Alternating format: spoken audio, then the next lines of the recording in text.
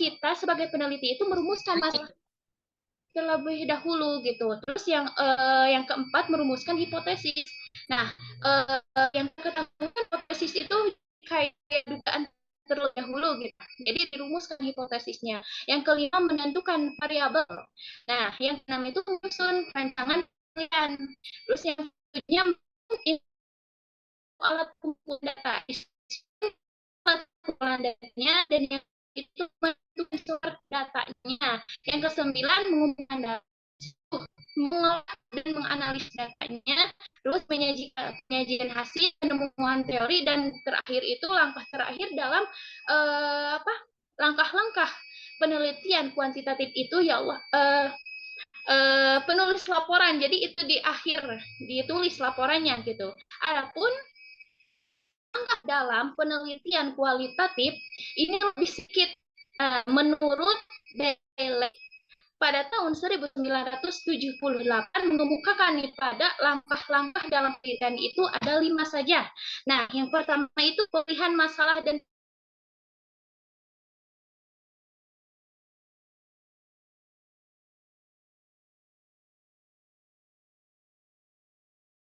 dahulu itu langkah utama, hal yang pertama yang menjadi penelitian gitu.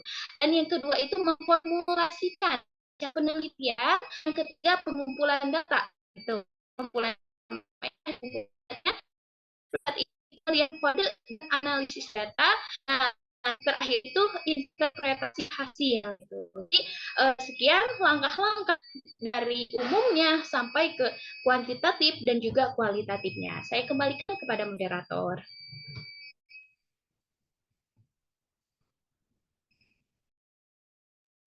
Terima kasih kepada materi yang sudah menyampaikan materinya. Materi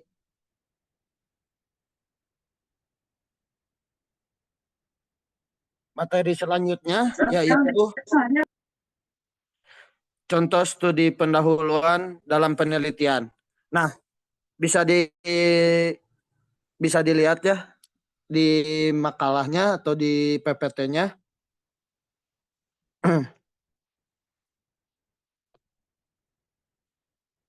Jadi dalam contoh studi pendahuluan ini bisa dilihat studi kasusnya. Contohnya misalnya dampak penerapan kurikulum merdeka pada motivasi belajar siswa di sekolah menengah pertama. Abstraknya yaitu penelitian bertujuan untuk menganalisis dampak penerapan kurikulum merdeka pada motivasi belajar siswa di sekolah menengah pertama atau SMP. Studi kasus dilakukan di SMP Negeri 46 Bandung dengan melibatkan 40 siswa untuk menghasilkan lulusan yang berkualitas dan siap menghadapi tantangan masa depan. Salah satu upaya yang dilakukan adalah dengan menerapkan kurikulum merdeka, sebuah kurikulum yang dirancang untuk memberikan fleksibilitas dan otonomi kepada satuan dalam menentukan materi pembelajaran dan metode pengajaran yang sesuai dengan kebutuhan siswa dan konteks lokal.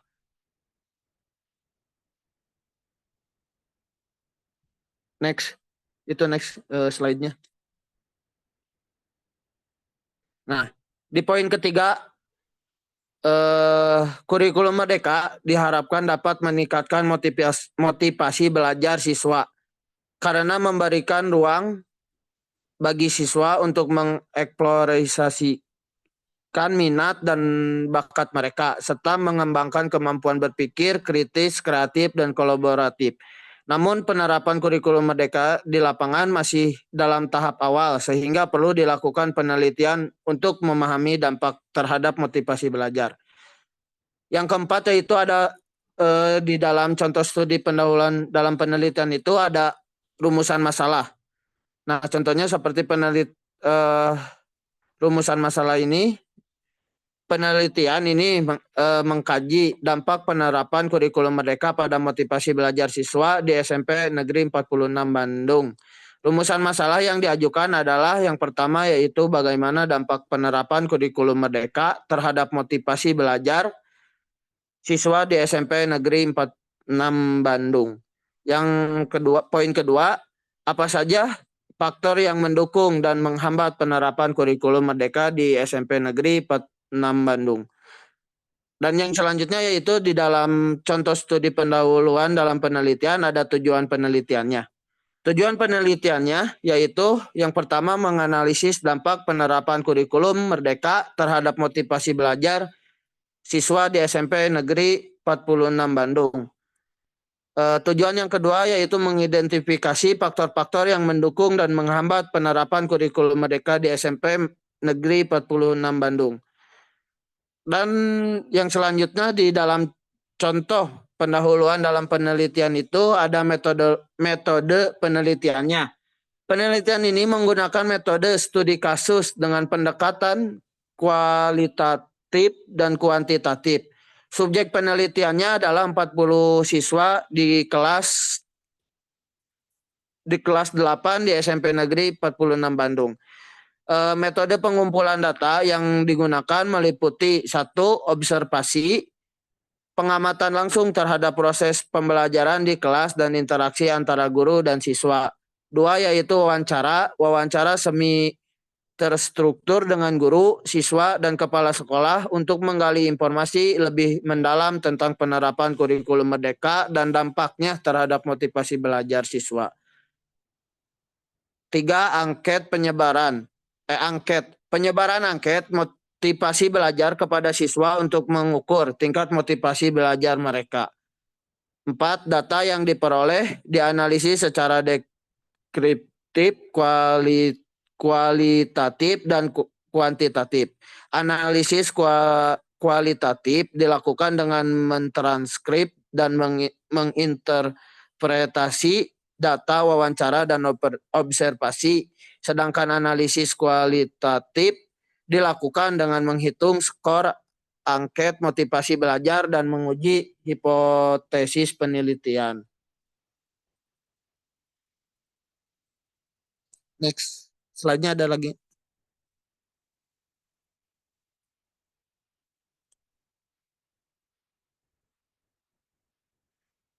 Yang selanjutnya ada hasil dan pembahasan di dalam contoh studi pendahuluan dalam penelitian.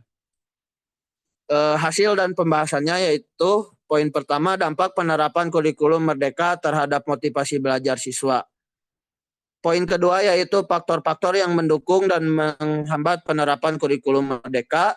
Poin ketiga yaitu kesimpulan. Dan poin yang selanjutnya yaitu ada saran dalam contoh dalam contoh studi pendahuluan dalam penelitian. Berdasarkan hasil penelitian, ada beberapa saran yang dianjurkan. Yang pertama yaitu meningkatkan sumber daya. Pemerintah dan guru perlu meningkatkan sumber daya yang tersedia untuk mendukung implementasi kurikulum merdeka seperti buku, alat peraga, dan fasilitas teknologi. Yang kedua yaitu melakukan pelatihan guru. Perlu dilakukan pelatihan guru yang lebih intensif dan berkelanjutan untuk meningkatkan kemampuan mereka dalam menerapkan kurikulum merdeka secara efektif. Yang ketiga, membangun komunikasi yang efektif. Penting untuk membangun komunikasi yang efektif antara guru, siswa, dan orang tua untuk mengatasi perbedaan perspektif dan membangun kesamaan pandangan tentang kurikulum merdeka. Mungkin sekian yang bisa saya sampaikan. Kurang lebihnya mohon maaf. Lanjut.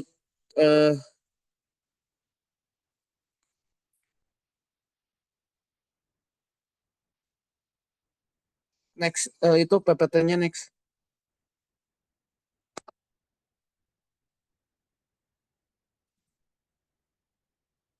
Nah, mungkin segitu pemaparan materi dari kelompok kami. Kurang lebihnya mohon maaf bila masih banyak kekurangan gitu. Yang selanjutnya yaitu ada sesi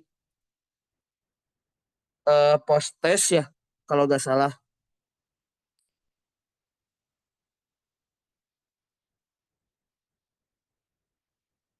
Nanti di-sharekan kembali link untuk post testnya.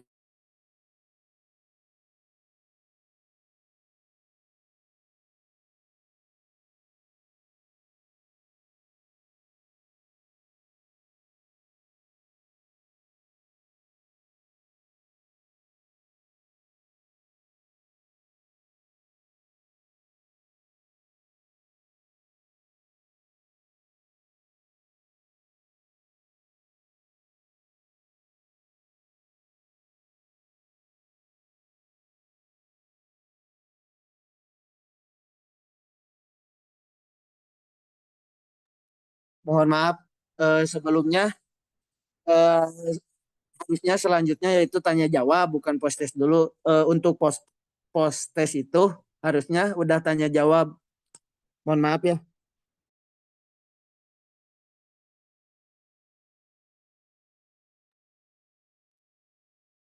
Baik, silakan kepada pemateri.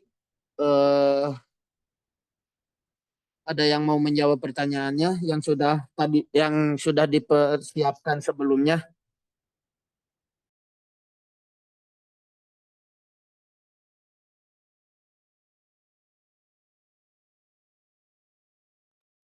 Baik, izin menjawab dari pertanyaannya Ridho.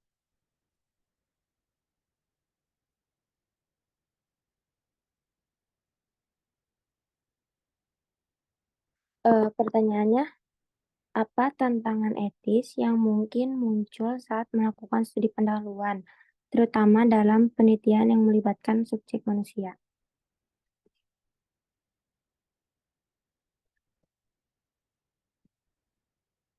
Nah, dalam melakukan studi pendahuluan yang melibatkan subjek manusia, ada beberapa tantangan yang bisa muncul ya. Tantangan-tantangan ini terkait dengan bagaimana kita memperlakukan subjek penelitian dengan adil, menjaga privasi mereka dan memastikan bahwa tidak ada yang dirugikan selama proses penelitian. Yang pertama yaitu persetujuan dari subjek. Salah satu tantangan terbesar adalah memastikan bahwa subjek penelitian benar-benar paham apa yang mereka ikuti. Artinya, peneliti harus menjelaskan dengan jelas apa tujuan penelitian, apa yang akan dilakukan, serta risiko dan manfaatnya. Nah, subjek harus setuju secara sukarela tanpa tekanan. Jika tidak dijelaskan dengan baik, subjek mungkin merasa tidak nyaman atau tidak tahu apa yang sedang terjadi. Lalu yang kedua, privasi dan kerahasiaan data. Saat melakukan penelitian, terutama yang melibatkan wawancara atau survei, nah subjek sering membagikan informasi pribadi. Nah, tantangannya adalah bagaimana peneliti ini bisa menjaga kerahasiaan data tersebut. Jika informasi bocor atau tidak dijaga dengan baik, nah bisa merugikan subjek, baik secara sosial, pekerjaan, maupun secara emosional. Yang ketiga, potensi risiko bagi subjek. Meskipun studi pendahuluan bersifat eksploratif dan biasanya lebih kecil skalanya, tetap ada risiko tertentu bagi subjek. Misalnya, jika penelitian melibatkan pertanyaan sensitif atau mengharuskan subjek berbicara tentang pengalaman pribadi yang menyakitkan, mereka bisa merasa terganggu secara emosional. Peneliti perlu mempertimbangkan bagaimana mengelola situasi ini agar subjek tidak dirugikan secara mental atau fisik. Nah, yang keempat, kepercayaan dan eksploitasi. Dalam beberapa kasus, subjek penelitian berasal dari kelompok yang rentan atau kurang paham mengenai penelitian.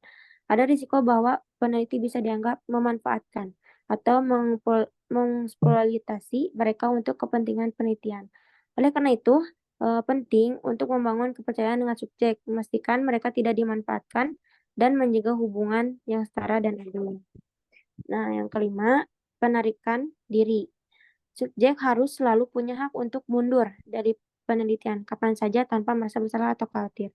Tantangan yang mungkin muncul adalah ketika peneliti membuat subjek merasa tertekan untuk terus berpartisipasi gitu, meskipun mereka sudah tidak nyaman. Nah, ini tentunya sangat melanggar etika penelitian. Nah, tantangan etis dalam studi pendahuluan melibatkan bagaimana peneliti memastikan bahwa subjek diperlakukan dengan baik, dilindungi hak-haknya, dan tidak dirugikan selama proses penelitian. Mungkin seperti itu, dikembalikan kepada moderator.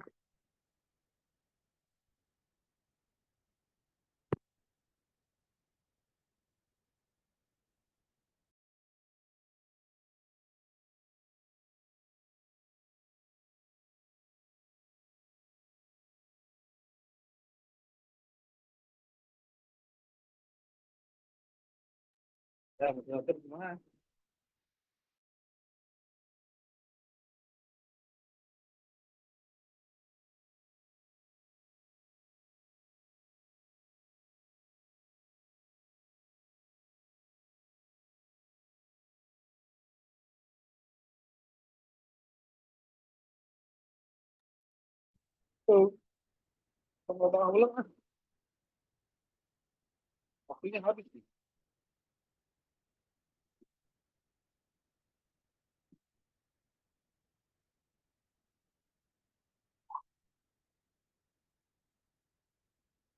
Halo, gimana ini? Izin menjawab pertanyaan Rianti, bagaimana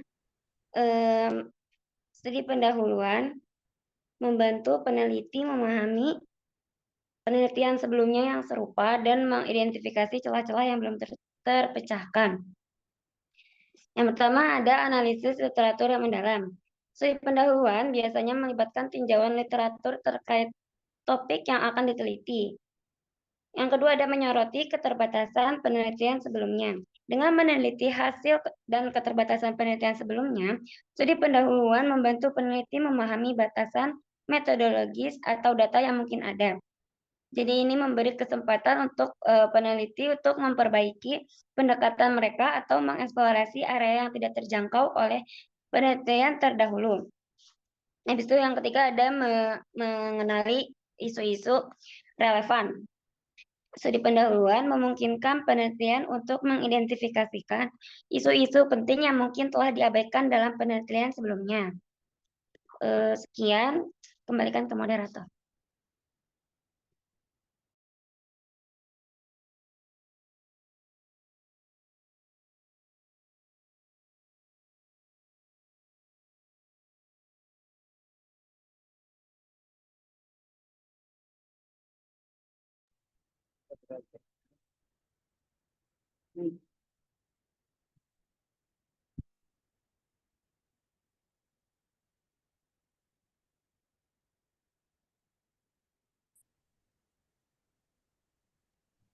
Halo, gimana nih?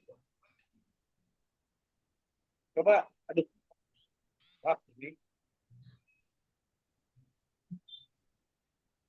Izin menjawab lagi pertanyaan dari Rifki, apa keuntungan utama melakukan studi pendahuluan dalam kaitannya dalam efisiensi waktu dan sumber daya penelitian?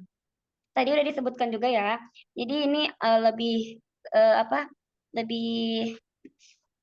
diperjelas lagi. Yang pertama, untuk mengidentifikasikan potensi masalah. Studi pendahuluan membantu mengungkap potensi masalah dalam desain atau metodologi penelitian sebelum penelitian utama dimulai, sehingga peneliti dapat mengatasi masalah tersebut lebih awal. Yang kedua juga menghemat sumber daya ini, dengan menguji metode atau instrumen dalam skala kecil, peneliti dapat menghindari pengeluaran sumber daya yang besar untuk pendekatan yang mungkin tidak efektif. Yang ketiga ada menyempurnakan instrumen penilaian. Studi pendahuluan memungkinkan peneliti untuk menilai apakah alat pengumpulan data seperti kuesioner atau perangkat pengukuran efektif dan tepat sasaran, sehingga dapat mengurangi kesalahan di kemudian hari. Sekian, dan dikembalikan ke moderator.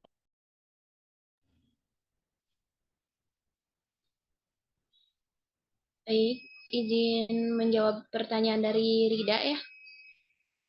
Yang mana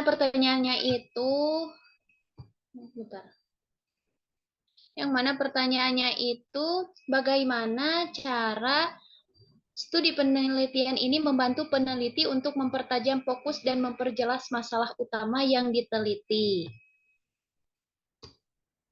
Nah, studi penelitian, terutama studi pendahuluan ya, berperan penting dalam mempertajam fokus dan memperjelas masalah.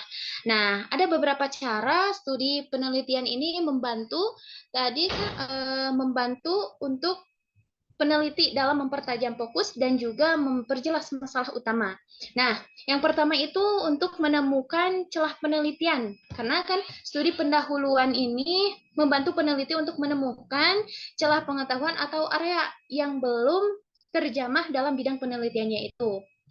Terus yang kedua ini untuk mengidentifikasi faktor-faktor penting. Karena kan studi pendahuluan ini membantu peneliti untuk mengidentifikasi nih faktor-faktor penting yang terkait dengan masalah penelitian itu gitu. Dengan menganalisis data awal, peneliti juga dapat memahami nih variabel-variabel kunci yang perlu dipertimbangkan dalam penelitian utama gitu. Nah, yang ketiga ini untuk membantu membatasi ruang lingkup gitu. Jadi studi pendahuluan ini membantu peneliti untuk membatasi ruang lingkup dalam penelitian. Nah, dengan memahami konteks masalahnya dan faktor-faktor penting, kita sebagai peneliti itu dapat menentukan gitu batasan penelitian yang jelas dan juga supaya lebih terfokus gitu dalam penelitian itu.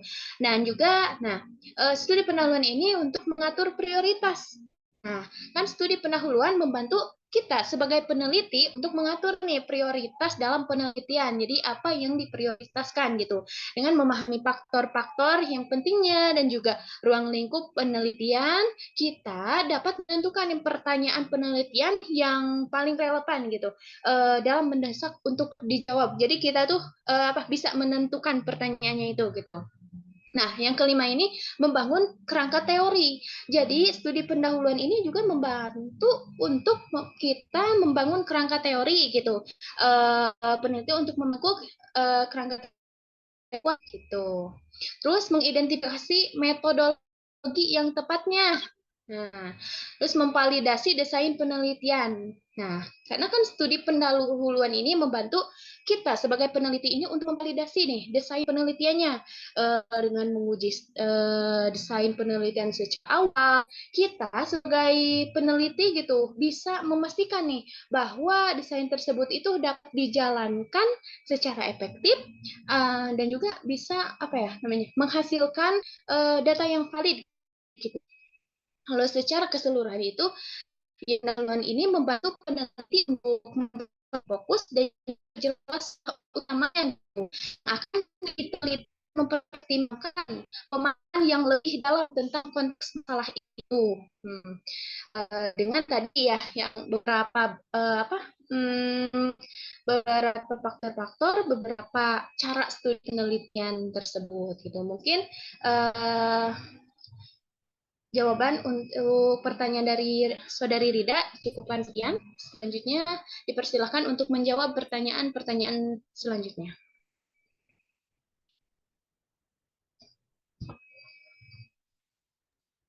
Baik, izin menjawab pertanyaan dari Rindi, yang mana pertanyaannya apa risiko yang mungkin muncul jika peneliti tidak melakukan studi pendahuluan dengan mendalam? Nah, teman-teman, studi pendahuluan itu ibarat fondasi awal. Jadi kalau tidak kokoh, penelitian utama bisa bermasalah. Nah, ada beberapa risiko yang akan terjadi, yaitu arah penelitian yang tidak jelas. Tanpa studi pendahuluan yang baik, peneliti bisa kehilangan arah. Misalnya, peneliti mungkin memilih topik yang terlalu luas atau tidak relevan. Sehingga saat melakukan penelitian utama, hasilnya jadi tidak fokus dan sulit diambil kesimpulan yang bermanfaat. Studi pendahuluan membantu memperjelas fokus penelitian. Jadi kalau dilewatkan, peneliti bisa salah langkah sejak awal. Lalu yang kedua, metode yang salah atau tidak tepat. Nah, salah satu tujuan studi pendahuluan adalah untuk menguji metode yang akan digunakan dalam penelitian utama. Jika tidak diuji terlebih dahulu, ada risiko metode yang dipakai tidak cocok atau tidak efektif. Contohnya, instrumen pengumpulan data seperti kuesioner mungkin punya pertanyaan yang membingungkan atau kurang tepat sasaran. Sehingga hasil yang didapat tidak akurat. Nah, hal ini bisa mengakibatkan data yang dikumpulkan menjadi tidak valid atau tidak berguna. Nah, yang ketiga, masalah dengan subjek penelitian. Jika tidak melakukan studi pendahuluan dengan baik, peneliti mungkin tidak memahami subjek penelitian dengan benar. Ini bisa menyebabkan kesalahan dalam berkomunikasi atau mengumpulkan data dari subjek.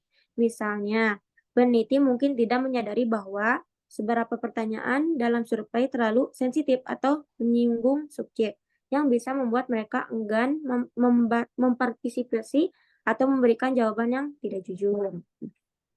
Keempat, tidak mengidentifikasi kendala di lapangan.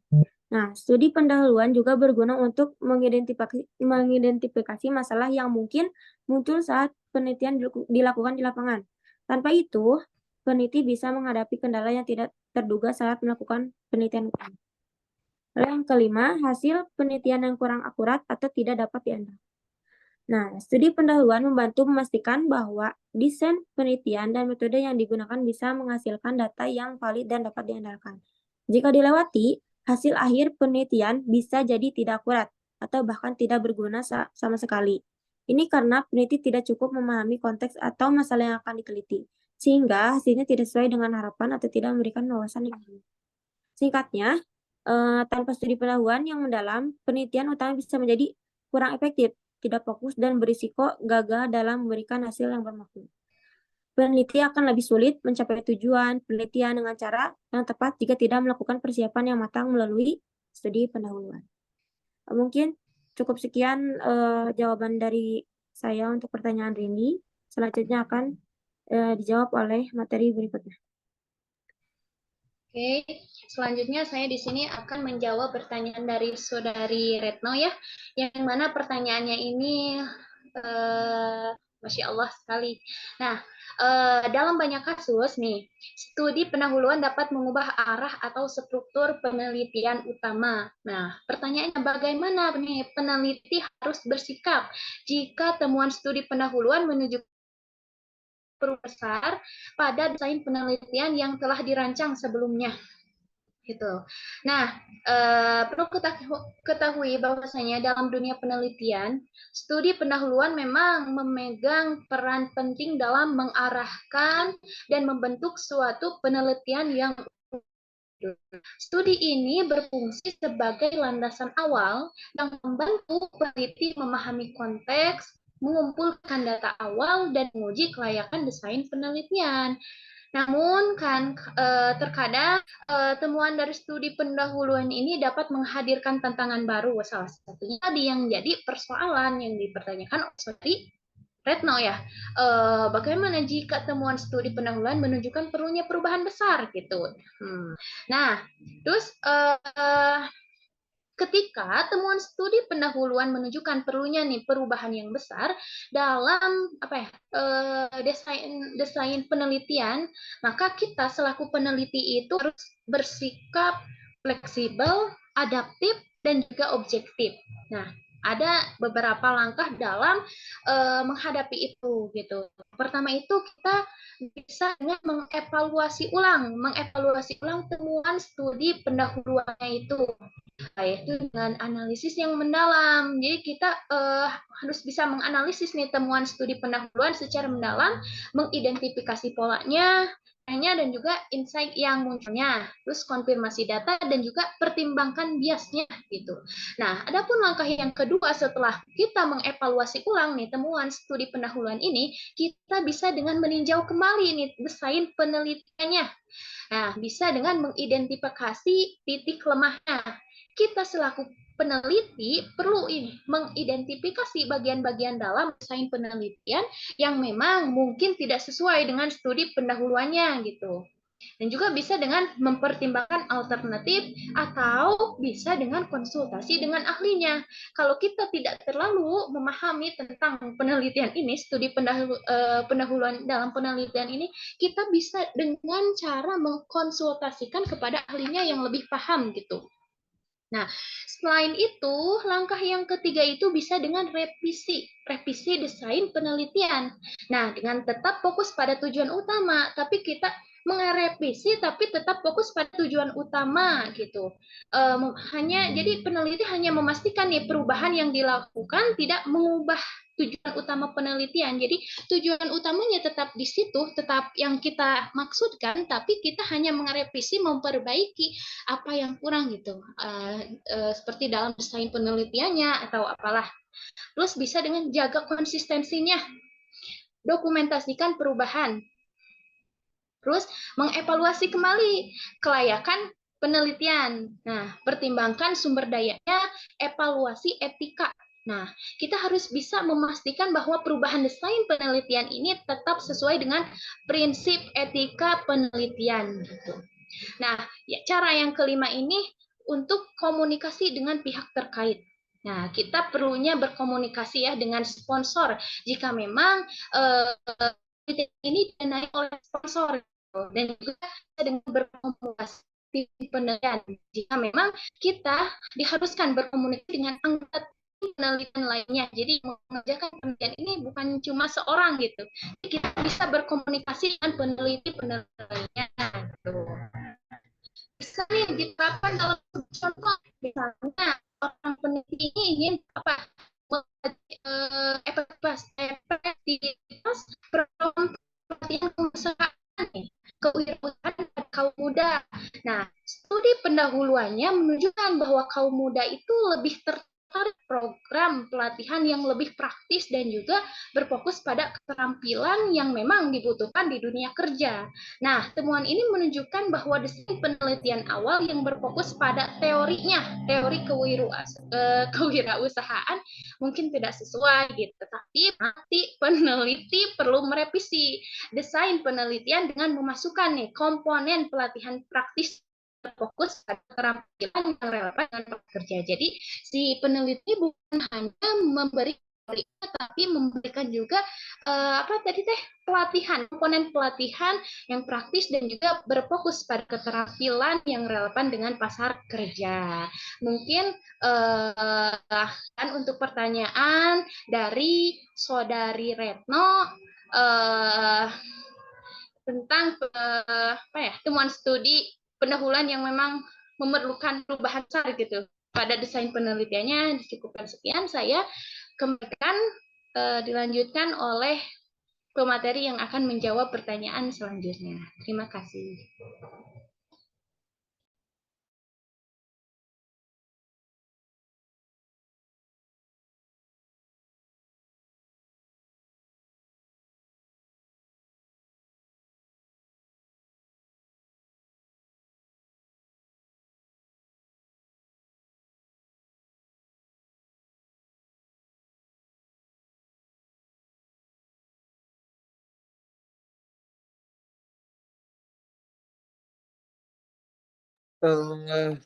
Mungkin sekian gitu pemaparan dan sesi tanya jawab dari kelompok 4. Mohon maaf bila masih banyak kekurangan. Mohon maaf juga bila masih banyak kekurangan dari saya memimpin presentasi kelompok 4 ini. Mohon dimaafkan. Untuk selanjutnya Pak, ke post-test atau ke kelompok selanjutnya Pak?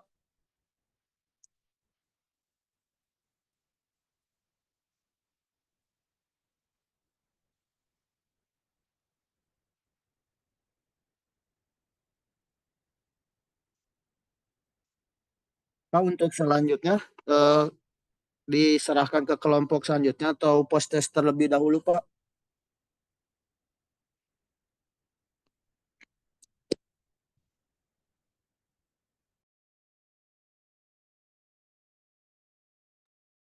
PJ.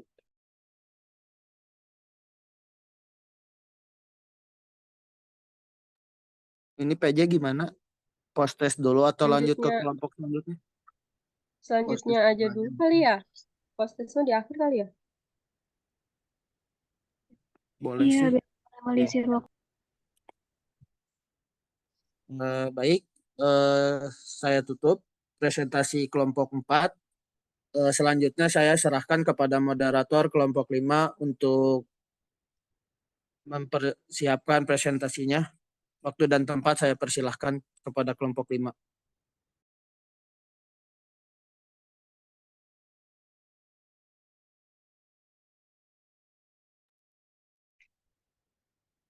Oke, bismillahirrahmanirrahim. Terima kasih kepada kelompok 4 atas waktunya. Saya awali dengan bacaan basmalah bersama-sama. Bismillahirrahmanirrahim. Assalamualaikum warahmatullahi wabarakatuh. Waalaikumsalam warahmatullahi wabarakatuh. Waalaikumsalam. Alhamdulillah wassalatu wassalamu ala Rasulillah amma ba'du. Bapak dosen pengampu mata kuliah metodologi penelitian yang saya hormati, kami hormati, semoga Allah muliakan. Dan juga rekan-rekan semuanya yang saya cintai dan saya banggakan semuanya. Selamat siang semuanya. Asik. Ya,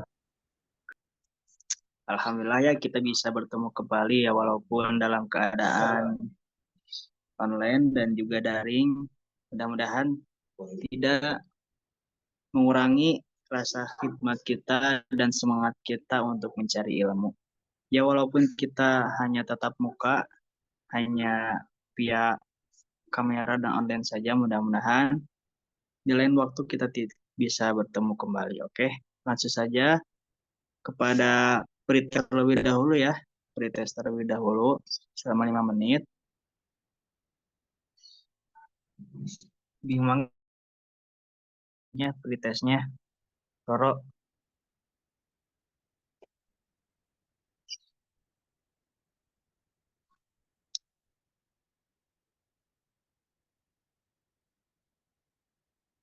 Oke, disilakan itu bisa dicek dulu atau diisi terlebih dahulu pretestnya. Dan perlu diingat bahwasannya gunanya atau tujuan adanya pretest ini untuk mengukur sejauh mana pemahaman kalian sebelum adanya pembahasan daripada anggapan dasar itu sendiri. Jadi kiranya jangan khawatir gitu ataupun jangan merasa gimana gitu. Sok isi aja dulu sekemampuan kalian dan juga sebagai tolak ukur gitu.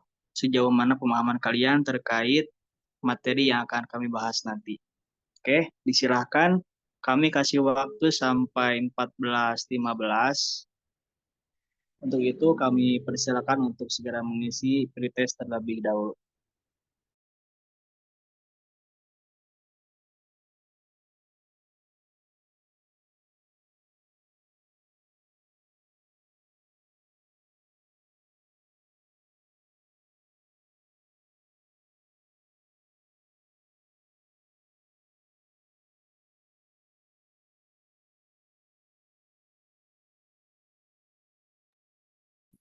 Sudah jam 2 nih.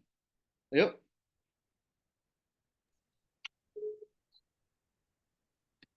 Betul Pak, ini kelompok selanjutnya.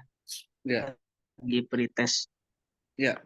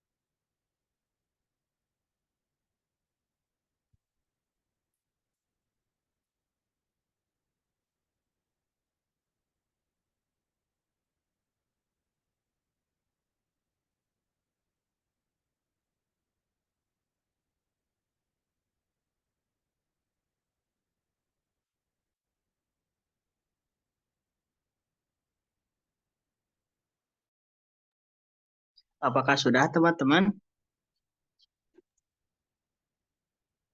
Sudah, Pak Isan. Sudah. Sudah semuanya kah? Dengan Atau ada yang masih ada yang belum? Belum tad jaringannya. Oh, sok. Masih ada 2 menit. Silakan.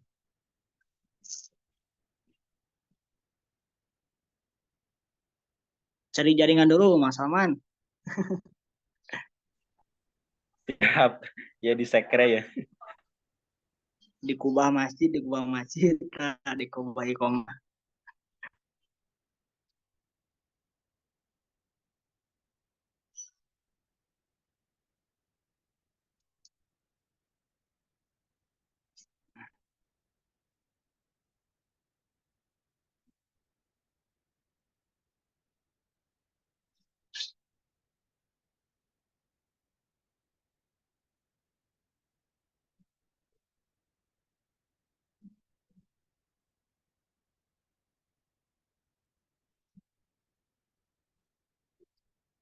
Oke, 1 menit lagi, disilahkan.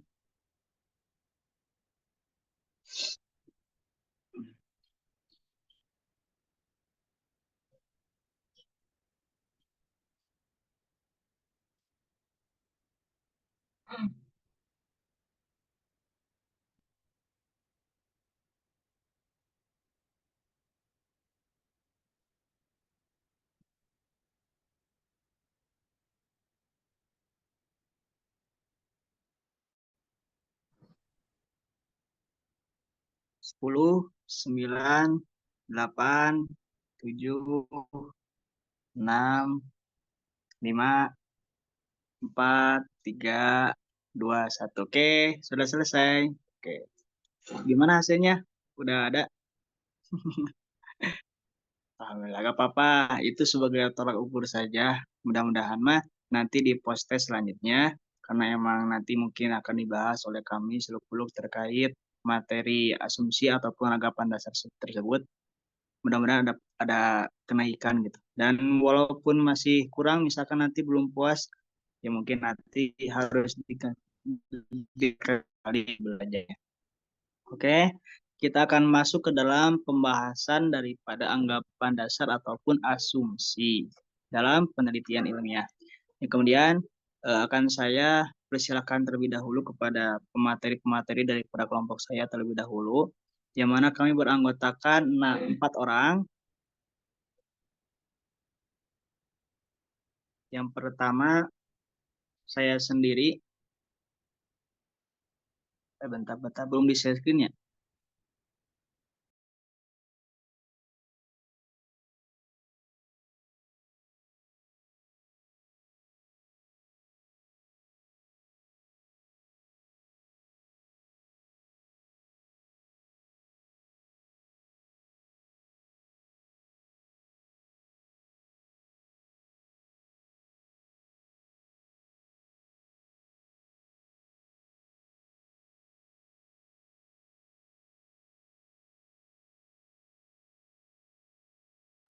Sebentar ya, share screen terlebih dahulu.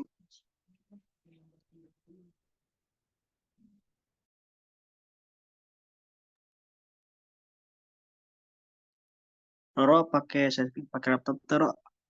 Bentar ya, bentar.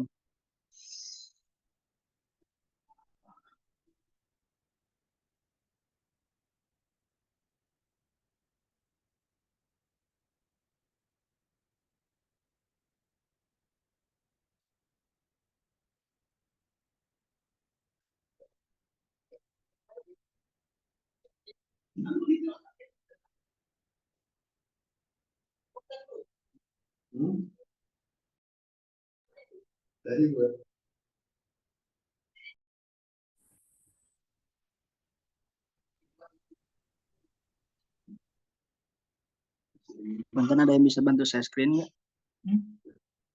Bentar. Sebentar.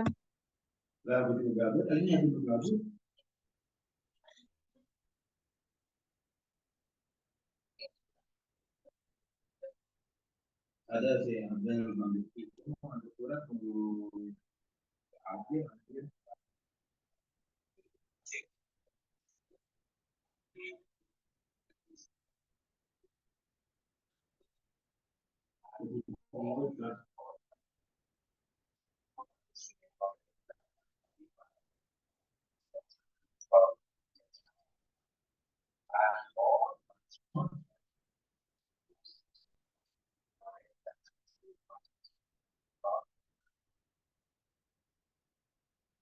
Maka supaya dapat efisiensi waktu, silakan ke komputer pertama terlebih dahulu sambil nunggu saya screen. Disilahkan.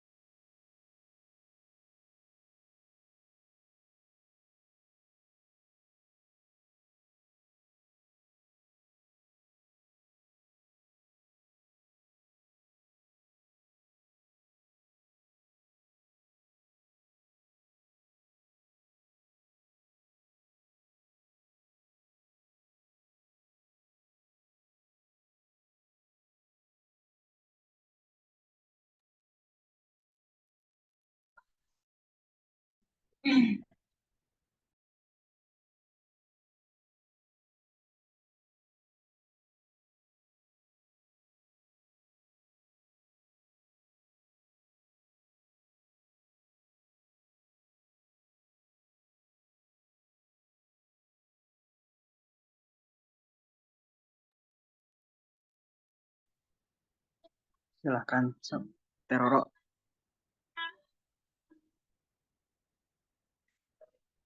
Itu satu aja weh, sama Retno mungkin.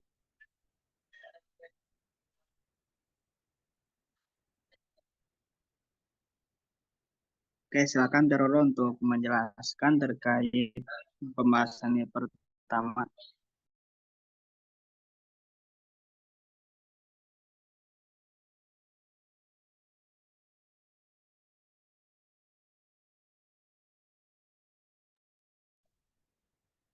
Enggak, Teroro. Bentar.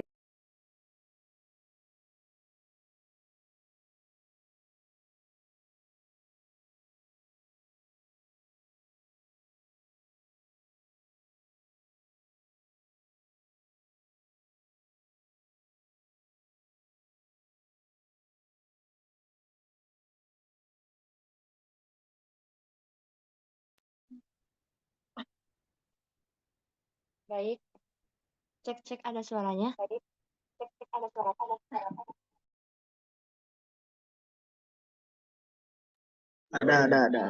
Itunya belum on cam kameranya. Tapi itu jangan terlalu dekat, itu mantul suaranya sama perangkat yang lain. Itu matiin. Bismillahirrahmanirrahim. Kita masuk. Ini kelompok 5 akan membahas tentang anggapan dasar. Nah, sebelumnya teman-teman pernah dengar gak anggapan dasar atau kayak anggapan atau asumsi itu apa?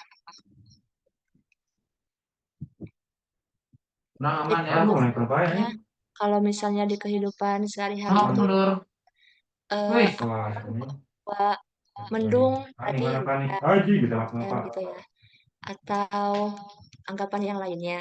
Nah, kalau dalam penelitian itu anggapan dasar adalah disebut juga postulat, yaitu sebuah titik tolak pemikiran yang kebenarannya diterima oleh penyidik. Nah, menurut Kuntoro, anggapan dasar mencakup nilai-nilai atau asumsi yang membentuk kerangka berpikir dalam penelitian yang dapat mempengaruhi interpretasi ini penelitian harus mempertimbangkan anggapan dasar agar hasil yang diperoleh relevan dan valid.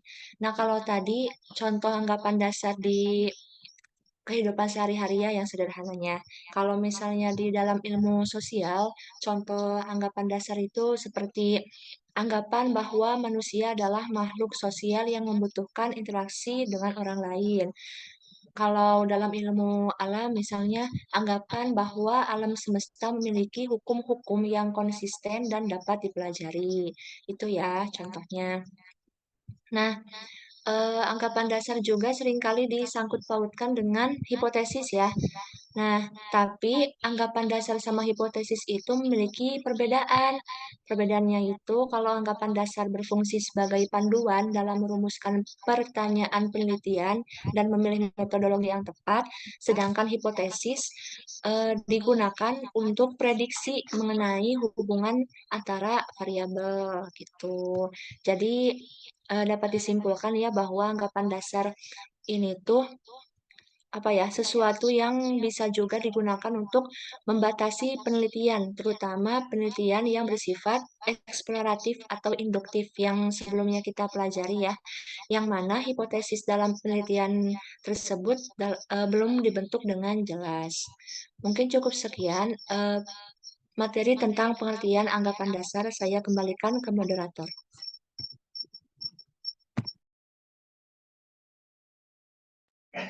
Oke, terima kasih Teroro terkait pemaparan materi yang pertama, yakni anggapan dasar itu disebut sebagai postulat ataupun kerangka pikir atau penjelasan berpikir terkait penelitian ilmiah itu sendiri. Oke, kita berlanjut kepada pemateri yang kedua. Disilakan.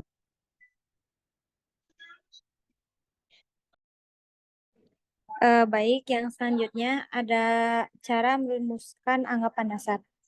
Ada suaranya nggak? Ada. Nah, oke. Jadi untuk mendapatkan menentukan anggapan dasar yang dilakukan peneliti itu yang pertama dengan banyak membaca buku, surat kabar atau terbitan lain. Jadi kita teh harus banyak cari referensi gitu, terus cari bahan buat penelitian gitu seperti di buku, di web atau di jurnal-jurnal kayak gitu. Terus dalam hal ini Profesor Dr. Sutrisno Hadi mengklasifikasikan bahan pustaka menjadi dua kelompok, yaitu ada sumber umum diantaranya kayak buku, ensiklopedia dan yang lainnya. Terus ada sumber khusus diantaranya kayak buletin, jurnal yang tadi disebutin, periodika kayak majalah yang terbit secara periodik, terus disertasi, skripsi dan yang lainnya. Jadi kayak harus sering-sering ke perpus gitu buat cari referensi kayak gitu. Terus yang kedua dengan banyak mendengarkan berita, TV, radio, internet kayak pembicaraan lain. Jadi itu bisa dijadiin penelitian gitu. Nah, selanjutnya itu dengan banyak berkunjung ke tempat kayak misalkan ke pasar, terus ke sekolah-sekolah kayak kita meneliti bagaimana di sekolah tersebut kayak gitu. Terus yang keempat itu dengan mengadakan pendugaan berdasarkan pembendaharaan pengetahuan kayak contohnya bahwa perubahan-perubahan kurikulum hanyalah menambahkan kebingungan bagi guru dan peserta didik. Nah, terus contoh lain juga kayak bahwa pendidikan di Indonesia belum memenuhi kriteria pemerataan kualitas pendidikan antara di kota dan di desa. Yang terakhir itu kayak bahwa krisis global kedua akan mempengaruhi terhadap omset para pengusaha di seluruh Indonesia. Nah, dengan singkatnya dapat dikatakan bahwa asumsi dasar, postulat atau anggapan dasar harus didasarkan atas kebenaran yang telah diyakinkan oleh peneliti. Jadi jangan asal-asalan gitu nyari anggapan dasar, itu harus benar-benar dapat dipertanggungjawabkan seperti itu. Terus kayak apa yang sudah dibaca tuh kita tuh harus ada catatan gitu kayak buat biar ada gambaran ke depannya kayak gitu. Mungkin dilanjutkan kepada pemateri yang selanjutnya. Oke, silakan kepada Saudara Renita terkait materi selanjutnya.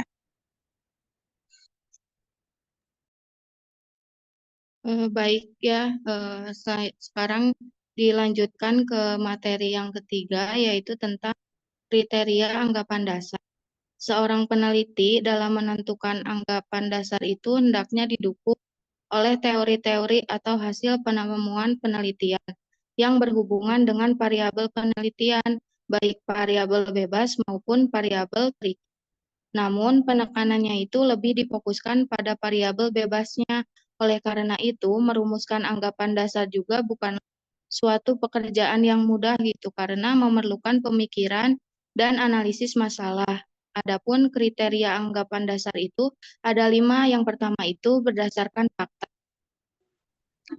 Analisis dan pengambilan kesimpulan yang dilakukan itu harus didasari pada fakta-fakta yang nyata terjadi, bukan dari opini-opini peneliti saja.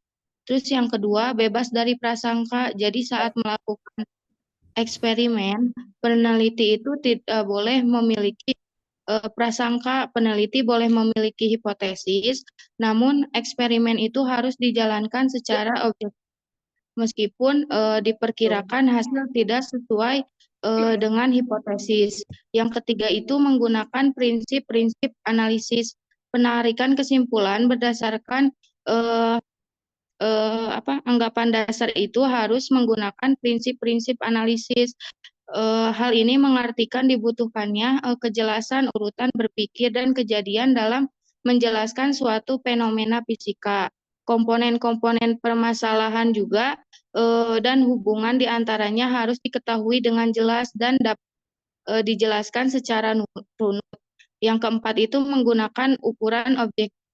Hasil eksperimen harus diukur dengan suatu ukuran yang objektif, bukan subjektif. Hal ini juga ditujukan agar hasil eksperimen itu dipahami dengan mudah oleh setiap orang dan seminimal mungkin dipengaruhi subjektivitasnya oleh peneliti.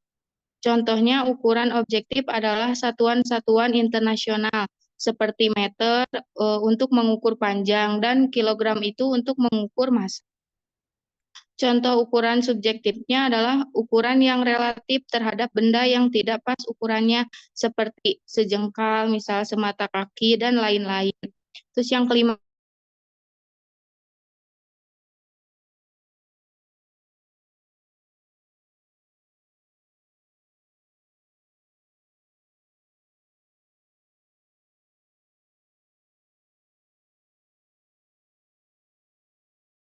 dapat juga digunakan teknik kualitatif apabila hasil yang didapatkan itu sulit dideskripsikan dengan suatu ketentuan kuantitatif.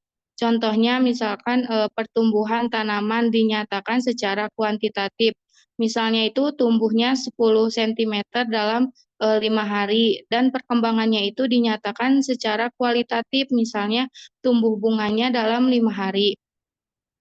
Kriteria anggapan dasar yang baik itu haruslah logis, relevan, dapat diuji, dan konsisten. Seperti yang dijelaskan barusan ya, kriteria ini memastikan bahwa anggapan dasar yang dibuat bukan hanya sekedar asumsi spekulatif, tetapi memiliki dasar ilmiah yang kuat.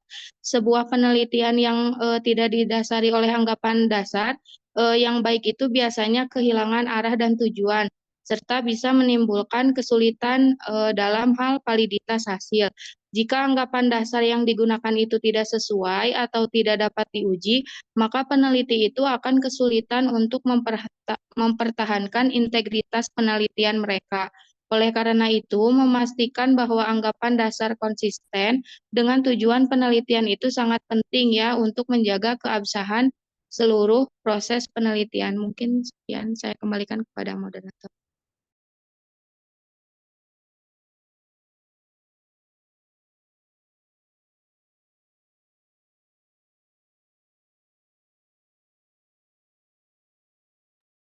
Oke, terima kasih pada Renita telah menjelaskan terkait kriteria anggapan dasar. Di mana kita harus mengacu terhadap hal-hal tersebut untuk menentukan apakah hal tersebut menjadi anggapan dasar atau tidaknya. Oke, lanjut sekarang kepada pengaruh anggapan dasar dalam penelitian yang akan dijelaskan oleh saudari Pupu kepadanya disilahkan. Baik, dilanjut ya ke materi selanjutnya, yaitu pengaruh anggapan dasar atau asumsi dalam penelitian. Nah, anggapan dasar juga memiliki pengaruh besar yaitu terhadap keberlangsungannya sebuah penelitian yang dimana asumsi ini bermula daripada mencari kebenaran atau suatu fakta untuk kemudian mendapatkan sebuah hasil berupa asumsi. Nah, jadi ada beberapa faktor gitu yang harus diperhatikan, yaitu yang pertama ada berpengaruh pada kerangka teori. Nah, asumsi ini mempengaruhi bagaimana peneliti membangun kerangka teori dalam penelitian mereka. Jadi kerangka teori ini yang kemudian mengarahkan seluruh proses penelitian yang akan menjadi awal daripada langkah seorang peneliti. Nah, yang kedua itu berpengaruh terhadap rumusan hipotesis asumsi. Nah, asumsi ini berguna untuk membantu menentukan dalam memahami kejadian dan peristiwa yang akan diteliti dan juga membimbing peneliti untuk memahami dan menerangkan peristiwa dalam konteksnya. Yang selanjutnya itu ada berpengaruh pada pemilihan metode penelitian. Nah, asumsi juga akan mempengaruhi gitu pada pemilihan metode penelitian yang akan mereka gunakan. Apakah menggunakan metode kualitatif, kuantitatif, maupun metode mixed method gitu ya. Yang selanjutnya itu ada berpengaruh pada teknik pengumpulan data. Nah, asumsi penelitian itu tentu memiliki pengaruh terhadap teknik pengumpulan data mereka, yaitu karena mereka terlebih dahulu memilih asumsi tentang sifat data dan cara terbaik untuk mengumpulkannya. Yang selanjutnya itu berpengaruh terhadap proses analisis dan juga menginterpretasikan data. Asumsi itu berpengaruh ya terhadap data yang telah dikumpulkan, terus berpengaruh terhadap kesimpulan yang akan diambil oleh peneliti, juga berpengaruh pada etika penelitian. Nah, selain itu juga adapun etika. Nah, harus ada etika ya dalam penelitian ini, yaitu kayak yang pertama kejujuran. Nah, kejujuran itu harus dalam mengumpulkan referensi gitu. Jadi gak boleh bohong gitu kan, biar datanya juga relevan gitu. Terus nggak bohong gitu, harus jujur. Terus dalam pengumpulan datanya juga jelas gitu. Terus nanti kan hasilnya juga bagus gitu. Terus pelaksanaan metode dan prosedur penelitian. Terus objektivitas. Nah, untuk meminimalisir kesalahan atau bias dalam melakukan analisis penelitian, nah penelitian itu harus memiliki objektivitas baik dalam karakteristik maupun prosedurnya. Yang ketiga itu integritas. Jadi supaya untuk selalu menjaga kekonsistenan pikiran dan perbuatan dalam proses penelitian. Yang keempat itu ada ketepatan. Jadi suatu penelitian juga harus memiliki tingkat ketepatan secara teknis, instrumen pengumpulan data harus memiliki validitas dan reliabilitas yang memadai. Terus tanggung jawab sosial, kayak kemaslahatan masyarakat, itu meningkatkan taraf hidup, terus memudahkan kehidupan dan meringankan beban hidup masyarakat. Terus publikasi terpercaya. Jadi publikasi yang terpercaya itu menghindari publikasi penelitian yang sama atau berulang-ulang berbagai media, kayak gak diulang-ulang gitu si penelitian ini itu. Terus kompetensi yaitu harus dilakukan oleh orang yang memiliki pengetahuan dan keterampilan sesuai bidang ilmunya. Yang terakhir itu ada legalitas, yaitu memahami dan mematuhi peraturan institusional dan kebijakan pemerintah yang terkait dengan penelitian yang dilakukan. Mungkin itu dari pengaruh anggapan dasar atau asumsi dalam penelitian. Dikembalikan ke moderator. Oke, sekarang lanjut kepada pembahasan kelebihan kekurangan anggapan dasar. Disilakan kepada Saudari Roro untuk menjelaskan materi tersebut. Untuk materi selanjutnya yaitu kelebihan dan kekurangan anggapan dasar. Yang pertama dari kelebihan anggapan dasar itu yaitu menjadi kerangka pemikiran yang kuat. Nah, anggapan dasar ini memudahkan peneliti untuk lebih fokus pada masalah inti yang sedang dikaji, sehingga penelitian yang menjadi lebih efisien dan terarah. Tanpa kerangka, maka penelitian cenderung berjalan tanpa arah dan sulit mencapai kesimpulan yang bermakna. Kemudian yang kedua yaitu meningkatkan validitas internal penelitian. Nah, anggapan dasar ini baik Anggapan dasar membantu membatasi kemungkinan adanya variabel-variabel luar yang dapat mengganggu hasil penelitian, sehingga hasil yang diperoleh lebih kredibel. Lalu yang ketiga, mempermudah perumusan hipotesis. Dengan anggapan dasar, maka peneliti dapat membuat prediksi yang lebih tepat mengenai hasil penelitian berdasarkan asumsi yang telah diterima sebagai kebenaran. Lalu yang keempat, mempermudah proses generalisasi hasil penelitian. Dan yang kelima, meminimalkan kompleksitas penelitian. Jadi anggapan dasar itu bisa mengurangi kompleksitas dalam penelitian ya, karena apalagi kalau penelitian itu terdapat banyak variabel dan variabelnya yang sulit untuk diukur gitu. Nah, kemudian memasuki ke kekurangan dari anggapan dasar. Yang pertama itu rentan terhadap bias peneliti. Jadi anggapan dasar yang tidak diuji dengan baik dapat memunculkan bias dalam penelitian dan interpretasi data. Peneliti cenderung menerima asumsi tersebut tanpa mengkritisi kebenarannya, yang akhirnya bisa menghasilkan hasil penelitian yang tidak akurat atau salah arah. Lalu yang kedua, mengabaikan variabel penting. Karena fokusnya ke variabel-variabel yang lain ya malah peneliti terjebak gitu pada sudut pandang yang sempit gitu dan mengabaikan variabel-variabel yang lebih penting. Tapi dan mengabaikan variabel yang tidak penting dan malah fokus ke variabel yang penting yang tidak sesuai dengan asumsi yang telah ditetapkan. Lalu yang ketiga, keterbatasan dalam mengeneralisasi hasil. Kalau tadi kan di apa sih? Kelebihan ya, ada mempermudah proses generalisasi. Nah, tapi anggapan dasar juga bisa apa ya? Ada keterbatasannya dalam mengeneralisasi hasil ini gitu. Jadi beresiko pada asumsi yang tidak relevan dengan populasi yang lebih luas gitu. Dan yang terakhir, tidak adaptif terhadap perubahan konteks. Jadi kan dalam dunia itu ya, dalam dunia ini kan dinamis ya. Jadi pasti ada perubahannya, apalagi dalam ilmu sosial, pendidikan gitu ya. Nah, terkadang variabel di anggapan dasar ini tuh tidak menyesuaikan diri dengan perubahan. Nah, hal ini mengurangi keakuratan hasil penelitian dan membuat penelitian kurang berguna dalam konteks yang berubah. Cukup sekian materi tentang kelebihan dan kekurangan. Saya kembalikan kepada moderator.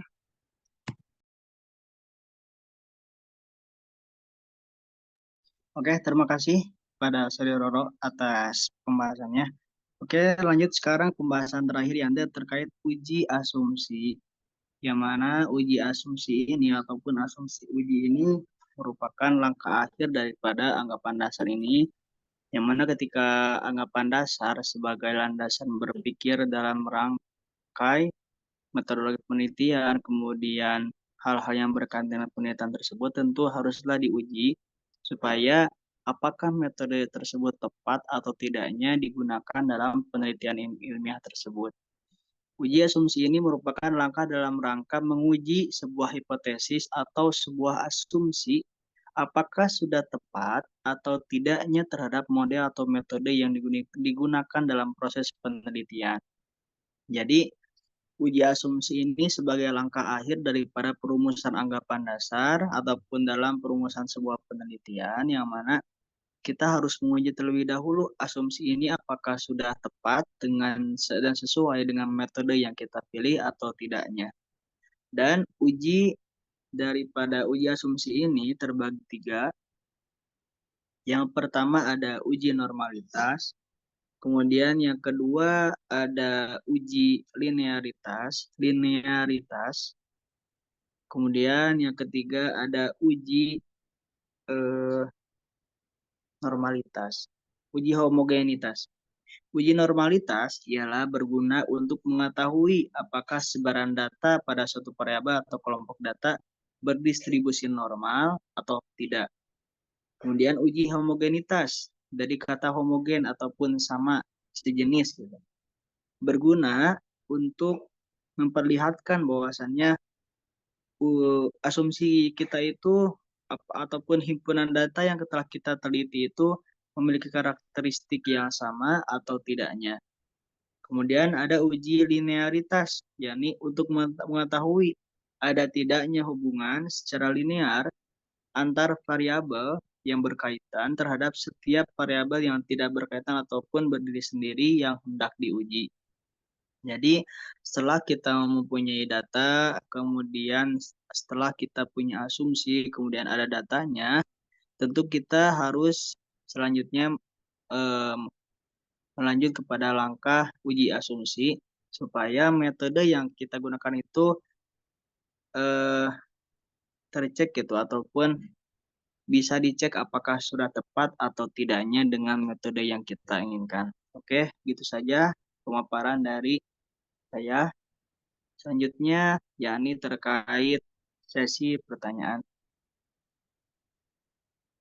Maka disilakan pada kalian yang mau bertanya.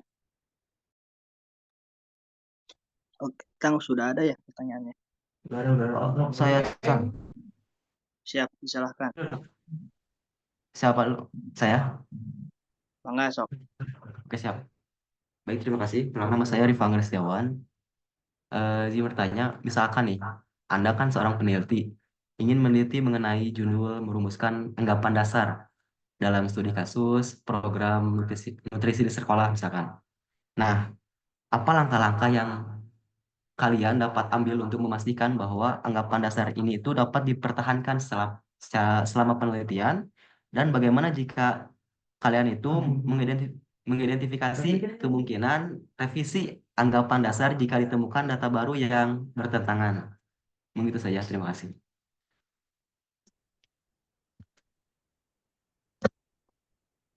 Oke, terima kasih, Kang Rifa. Disilakan yang Ya, lain. Saya, Pak Ustadz. Siap, Mangga. Pertanyaannya, bagaimana kalian memandang proses perumusan anggaran dasar dalam organisasi atau perusahaan, khususnya dalam hal menjaga keseimbangan antara prinsip-prinsip dasar organisasi dengan fleksibilitas untuk beradaptasi terhadap perubahan eksternal?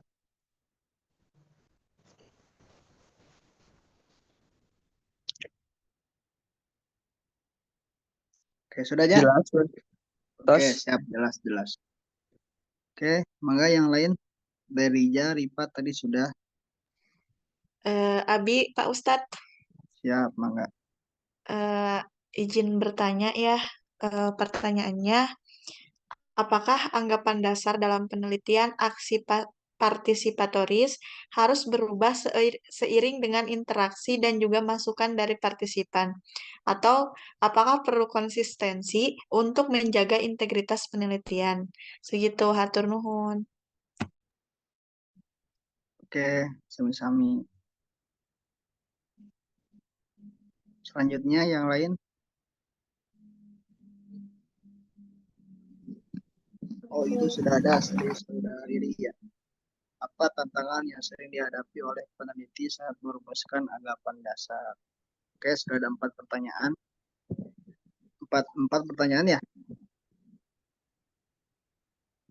Oke, mungkin saya akan menjawab terlebih dahulu daripada pertanyaan saudara Rifa.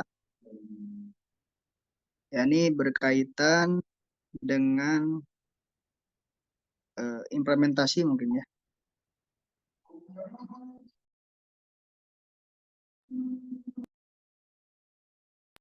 Alhamdulillah.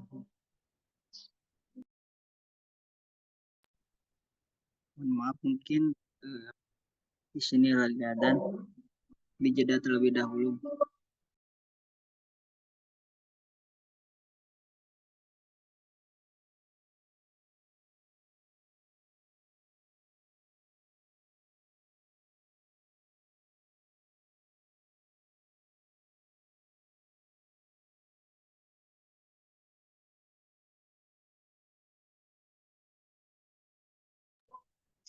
Kita break dulu mungkin ya, karena di sini juga kebetulan berdekatan sama masjid. Jadi kalau dilanjutkan kurang kedenger gitu.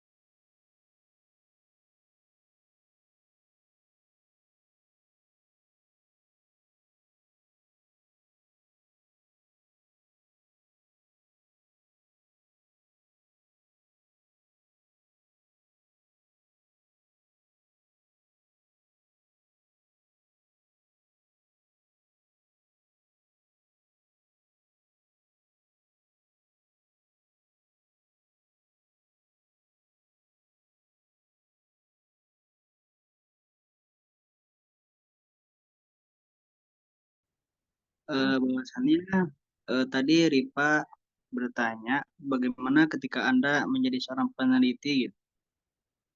Seorang peneliti kemudian ketika ingin mengumpulkan anggapan dasar terhadap studi kasus program nulis di sekolah misalkan, dan bagaimana cara Anda mempertahankan anggapan dasar tersebut dan juga apakah asumsi tersebut dapat berubah atau tidaknya. Oke, bismillah, izin untuk menjawab terlebih dahulu terkait pertanyaan daripada saudara Ripa. Bahwasannya asumsi itu merupakan landasan berpikir ya, landasan berpikir dalam membantu peneliti untuk membangun kerangka teori, merancang metodologi dan juga menafsirkan hasil penelitiannya. Jadi asumsi ini berfungsi sebagai landasan berpikir daripada peneliti. Ketika emang nanti saya akan meneliti terkait program nutrisi di sekolah misalkan, tentu dengan adanya anggapan dasar tersebut bisa membantu terkait program ataupun rancangan daripada permasalahan program nutrisi tersebut. Yang mana contoh daripada asumsi terkait studi kasus program nutrisi di sekolah misalkan. Bahwasannya apakah program nutrisi di sekolah itu berjalan efektif atau tidaknya gitu. Sebagai contoh asumsi gitu, misalkan Ripa ingin datang ke sekolah, kemudian memiliki asumsi bahwasannya adanya program nutrisi tersebut dapat berbuah efektif untuk dilaksanakan dan meningkatkan status gizi daripada siswa tersebut. Nah, tentunya dikarenakan mungkin asumsi ini hanya sebuah postulat ataupun sebuah anggapan dasar gitu, dan juga kerangka berpikir, dan juga tentunya kita sebagai peneliti tidak akan hanya memakai asumsi saja gitu, harus terjun langsung melakukan eksperimen terhadap penelitian yang akan kita canangkan. Tentunya kita juga nanti akan mendapatkan data-data yang baru terkait daripada penelitian yang akan kita lakukan. Oleh karenanya, mungkin dengan berbagai penemuan data yang baru yang kita dapatkan, tentunya bisa jadi, boleh jadi, adanya juga perubahan terkait asumsi yang kita canangkan. Dan juga tentunya asumsi ini sifatnya itu dapat berubah ataupun fleksibel gitu, disesuaikan dengan data-data baru yang kita peroleh daripada penelitian yang telah kita lakukan. Jadi walaupun sudah kita pertahankan ketika emang datanya mungkin misalkan miss gitu terhadap asumsi yang kita canangkan, tentunya kita juga harus merumuskan kembali dan juga merevisi terkait asumsi yang telah kita canangkan. Mungkin gitu saja Kang Ripa pertanyaan. Oke, baik, terima kasih. Mungkin dapat dipahami mungkin. Alhamdulillah, terima kasih. Silakan mungkin untuk pertanyaan selanjutnya pada rekan-rekan. Izin menjawab yang pertanyaan dari Rizka ya. Jadi kan tadi pertanyaannya apakah ada suaranya enggak? Ada. Apakah anggapan dasar dalam penelitian aksi partisipatoris harus berubah seiring dengan interaksi dan masukan dari partisipan atau apakah perlu konsisten untuk menjaga integritas penelitian?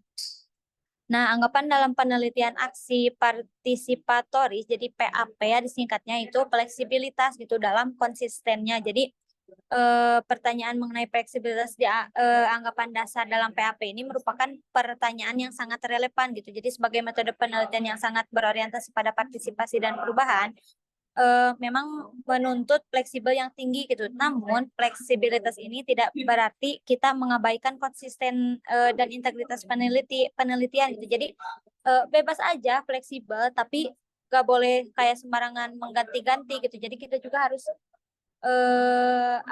konsisten juga gitu. Nah, mengapa fleksibilitasnya penting? Itu karena kayak konteks sosial gitu, budaya dan permasalahan yang menjadi fokus penelitian PAP seringkali sangat dinamis dan berubah seiring waktu. Nah, terus pembelajaran bersama itu adalah proses pembelajaran bersama antara penelitian dan partisipan gitu. Terus menjaga integritas itu penelitian, meski demikian fleksibilitas tidak berarti tidak boleh sembarang mengubah anggapan dasar gitu.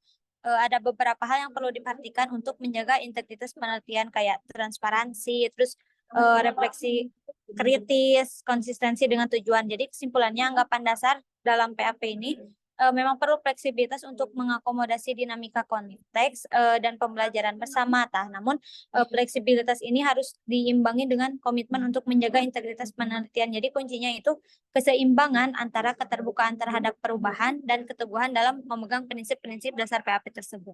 Mungkin ada yang mau menambahkan?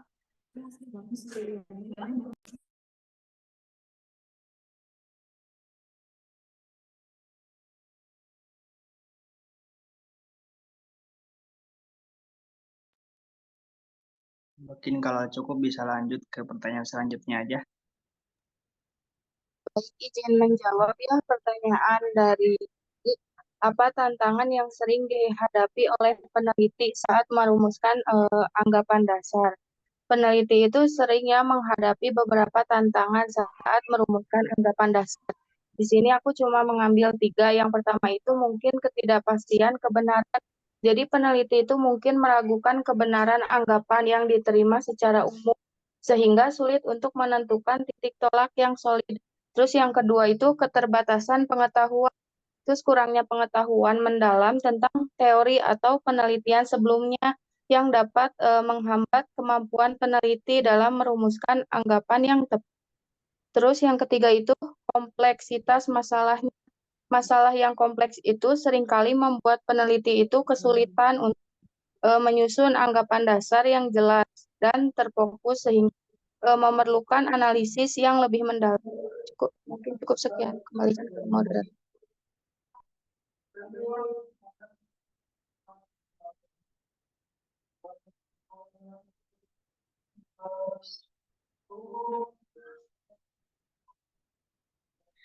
Baik, dilanjut ya ke pertanyaan selanjutnya dari Saudari Risa. Apakah anggapan dasar memberikan kebebasan yang cukup untuk eksplorasi ide atau justru membatasi inovasi dan pengembangan pada temuan baru? Gitu ya. Nah, jadi anggapan dasar ini kan berfungsi sebagai pedoman awal dalam penelitian ya. Nah, kalau misalnya anggapan dasarnya terlalu ketat, maka bisa membatasi ruang untuk eksplorasi lebih lanjut dan inovasi. Misalnya, kalau penelitinya terlalu terfokus pada anggapan awal yang salah, maka peneliti ini akan melewatkan peluang untuk menemukan ide atau temuan baru yang lebih relevan.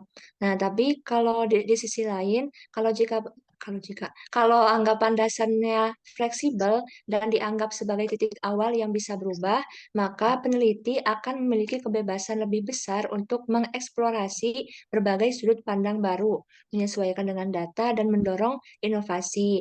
Nah, jadi anggapan dasar itu sebaiknya ya dibuat menjadi tidak menjadi penghalang, melainkan menjadi kerangka yang mendukung pengembangan temuan baru. Mungkin cukup sekian.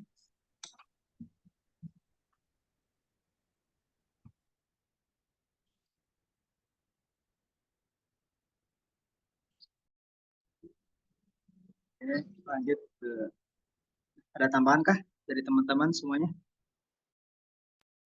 Nambahin sedikit jawaban. Mangga disilakan. Oke, baik. Apakah anggapan dasar ini memberikan kebebasan yang cukup untuk eksplorasi ide atau tujuan membatasi inovasi dan pengembangan pada teman baru? Saya izin menambahkan secara intinya, jadi anggapan dasar itu dapat memberikan kebebasan untuk eksplorasi ide jika dirumuskan dengan baik dan bersifat fleksibel. Dengan anggapan dasar yang jelas, peneliti itu memiliki pedoman untuk fokus pada variabel penting yang dapat memicu pemikiran kreatif dan pengembangan ide kreatif, ide baru maksudnya. Terus Namun jika anggapan dasarnya itu terlalu kaku atau tidak relevan, nah ini tuh bisa menyebabkan atau membatasi inovasi. Peneliti mungkin terjebak dalam kerangka kerja yang sempit sehingga mengabaikan temuan ataupun perspektif baru yang muncul selama penelitian. Mungkin itu saja. Terima kasih.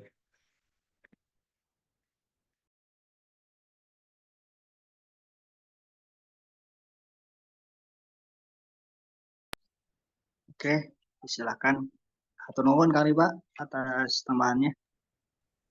Kita lanjut mungkin ke pertanyaan selanjutnya, yakni pertanyaan daripada saudari Pak, bagaimana saudari Riza ya, saudari Riza, bagaimana Anda memandang proses perumusan anggaran dasar dalam organisasi, khususnya dalam hal menjaga keseimbangan antara prinsip dasar organisasi dengan fleksibilitas untuk beradaptasi dengan perubahan eksternal. Nah, menurut saya gitu, menurut kami kelompok 5 memandang bahwasannya setiap organisasi atau perusahaan tentu memiliki prinsip-prinsipnya sendiri, yang mana prinsip tersebut tentunya berbeda-beda dan juga emang tidak akan memiliki prinsip yang sama setiap perusahaan pun setiap organisasinya. Terkait proses perumusan anggapan dasar daripada organisasi sendiri ataupun perusahaan, tentunya dari untuk mempertahankan prinsip fleksibilitas dan juga ketahanan terhadap eksternal, tentunya kita harus memandang bahwasannya menganalisis terkait kebutuhan dan juga situasi yang dibutuhkan oleh organisasi dan juga perusahaan tersebut, supaya dengan adanya kita sudah menganalisis terkait kebutuhan dan juga situasi daripada perusahaan tersebut, tentunya kita juga nanti akan dapat mengasumsikan kiranya apa yang kiranya perlu diperhatikan dan juga dipertahankan untuk mempertahankan fleksibilitas dan juga ketahanan mereka terhadap pengaruh-pengaruh eksternal lainnya. Misalkan di era modern ini, kebutuhannya kan setiap perusahaan, misalkan adanya digitalisasi ataupun adanya hal-hal yang kiranya harus kita digitalkan. Tentunya karena memang kita butuh dengan adanya digitalisasi, maka kita dapat mengasumsikan bahwasannya digitalisasi dapat mempengaruhi terhadap eksistensi organisasi pun eksistensi daripada industri. Dengan adanya asumsi tersebut dan juga karena dilandasi kebutuhan daripada organisasi atau perusahaan tersebut, maka bisa jadi asumsi tersebut sesuai dan relevan dengan kebutuhan daripada perusahaan tersebut. Mungkin gitu saja dari saya, Kang Rija.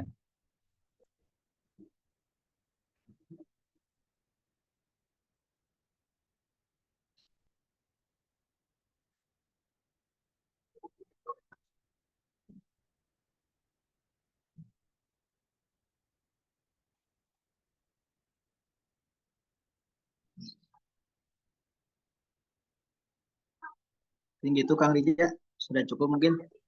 Rizana kayaknya menuju sholat, Sir. Oh, iya tuh. Oke, mungkin dari teman-teman lain yang ada yang menambahkan mungkin silakan, atau sudah cukup kan?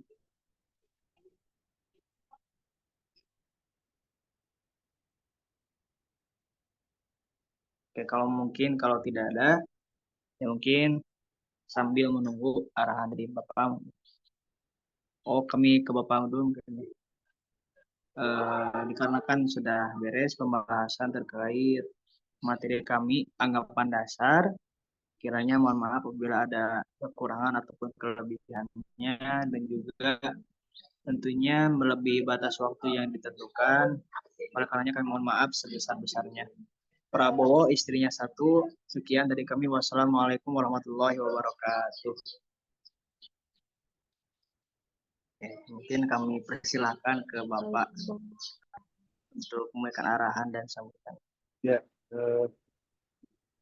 suaranya jelas terdengar? Sudah Bapak, mungkin tinggal post test setelah Bapak nanti menyampaikan arahan. Iya, maksudnya suara Bapak terdengar nggak? Terdengar, Pak. Oke. Terdengar, Pak. Assalamualaikum warahmatullahi wabarakatuh. Waalaikumsalam. Waalaikumsalam warahmatullahi wabarakatuh. Tadi sudah dikirimkan ke grup itu link untuk kalian buka di ChatGPT. Sengaja Bapak kirim linknya supaya nanti kamu bisa membuka. Itu adalah tugas untuk kamu melakukan yang namanya studi pendahuluan ke lapangan.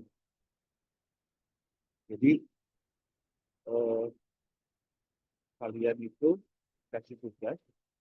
Jadi gini, ini juga pengumuman dulu ya. Minggu depan itu kita tidak ada kuliah tatap muka hari Jumat depan. Kenapa? Karena jadwalnya kan jadwal UTS. UTS kalian itu adalah kamu ke lapangan, mencari data, dan melakukan proses wawancara, dokumentasi, dan observasi sebagai implementasi dari aktivitas lakukan studi pendahuluan yang 3 PR: people, person, place, dan paper. Kemudian Bapak sudah buatkan 45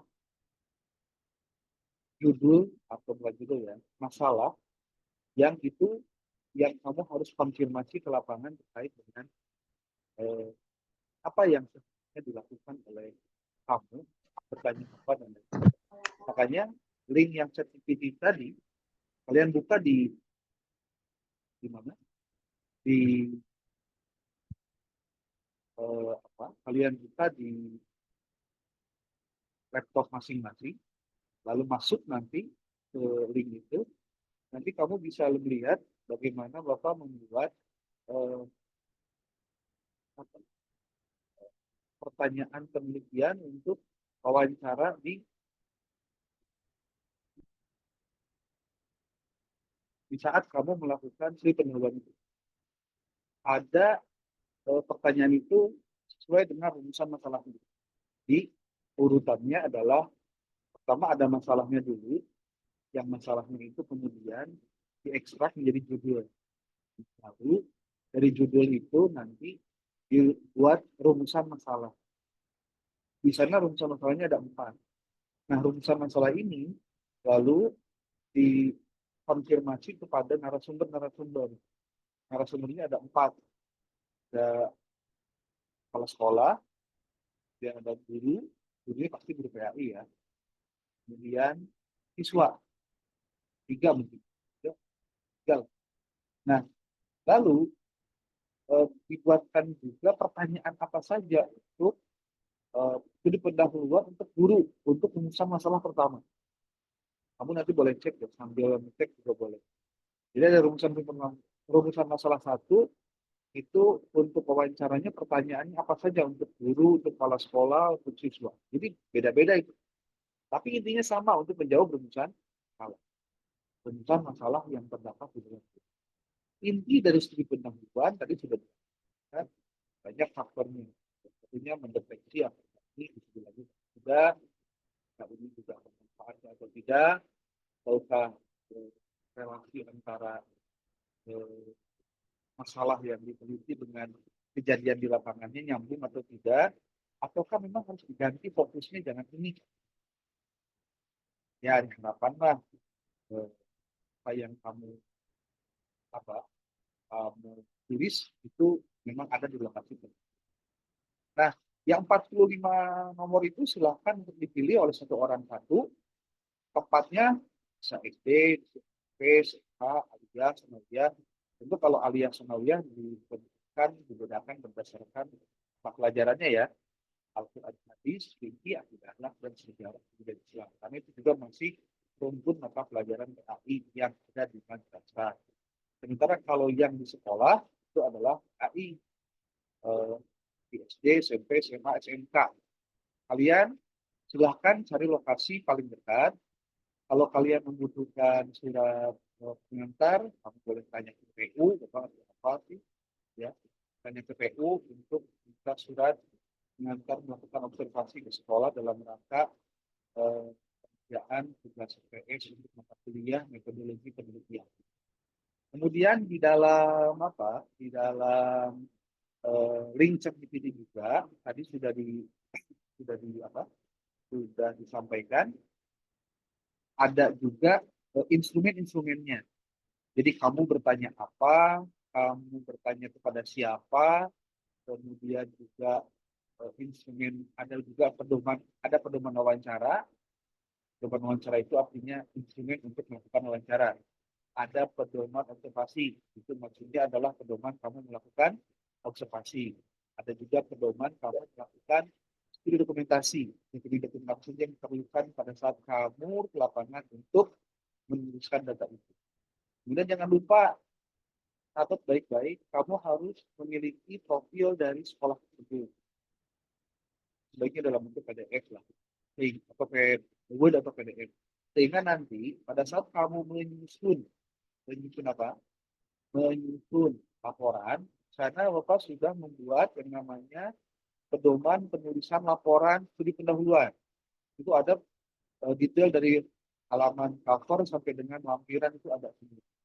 Nah, mohon pada saat kamu ke lapangan itu, pastikan kamu memotret atau memfoto kegiatan kamu melakukan wawancara, kegiatan kamu melakukan observasi, kegiatan kamu melakukan studi dokumentasi, karena mungkin saja pendalaman studi dokumentasi tidak dilakukan di sekolah, tapi mungkin di rumah.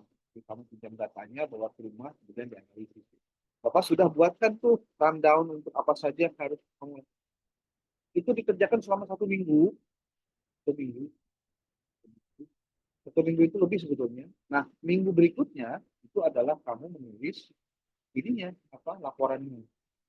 Sehingga itu akan kita kumpulkan nanti pada 2 minggu yang akan datang. Jadi kalau sekarang tanggal berapa? 18 tambah 7, 25 tambah 7, tanggal 2 lah.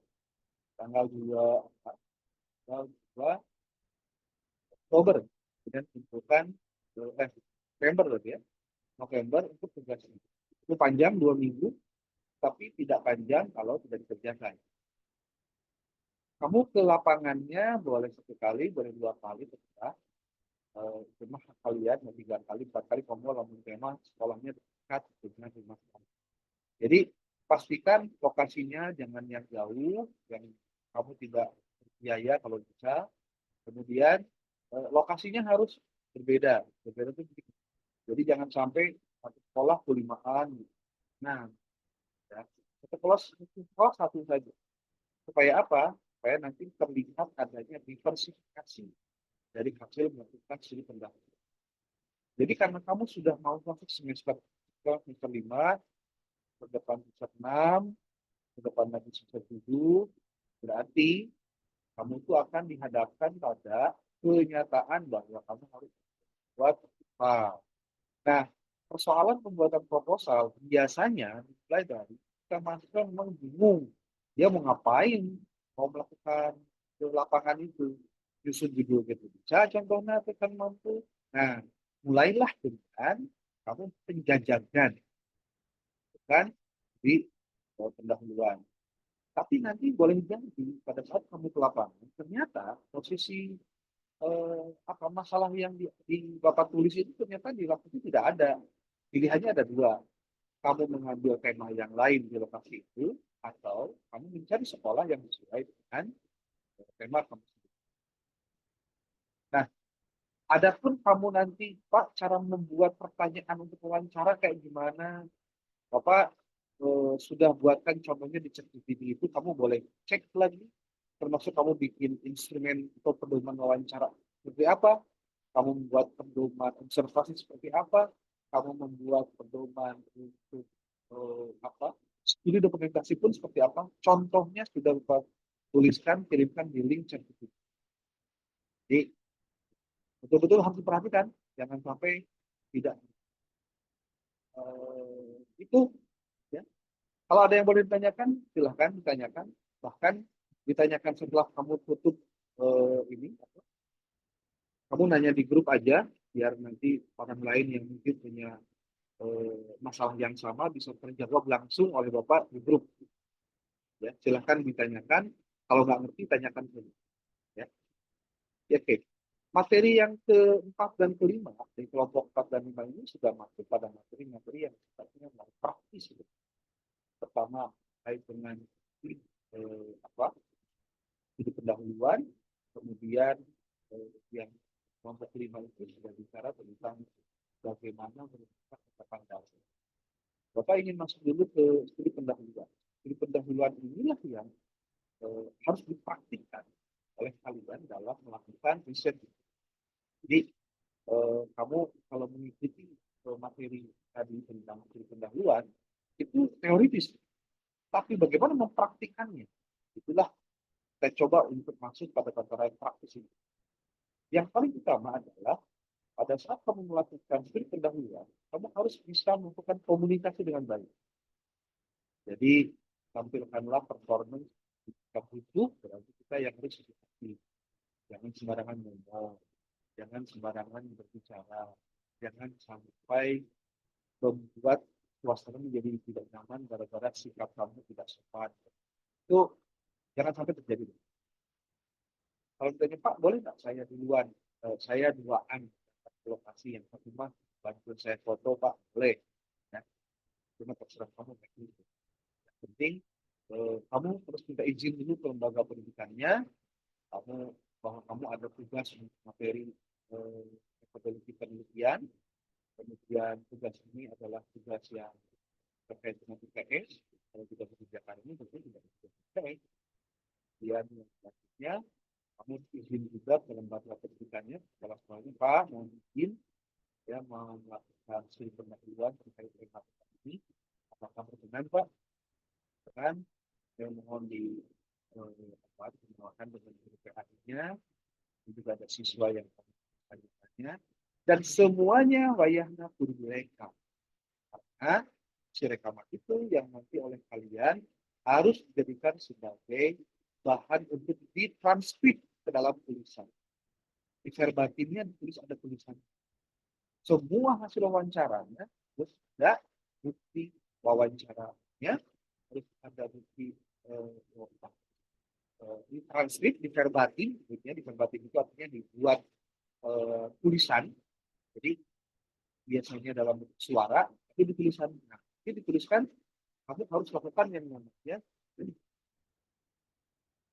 analisis terhadap bacaan itu sehingga nanti menjadi narasi yang tepat untuk dijadikan sebagai sumber dalam melakukan penelitian. Ini hal-hal yang perlu dilakukan untuk melatih mental, kebiasaan, ya, pada riset canggungan. Nah, terkait dengan anggapan dasar, ini menarik.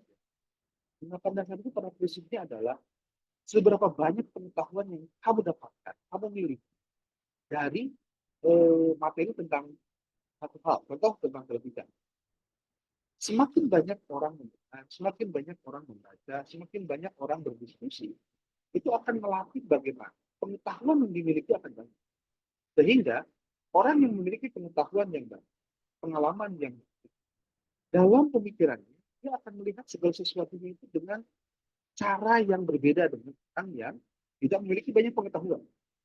Nah, tentu di sini yang harus diperhatikan adalah bahwa orang-orang yang dengan anggapan dasar, dia akan pasti punya asumsi yang bisa menjadi dasar terhadap penelitian yang selanjutnya.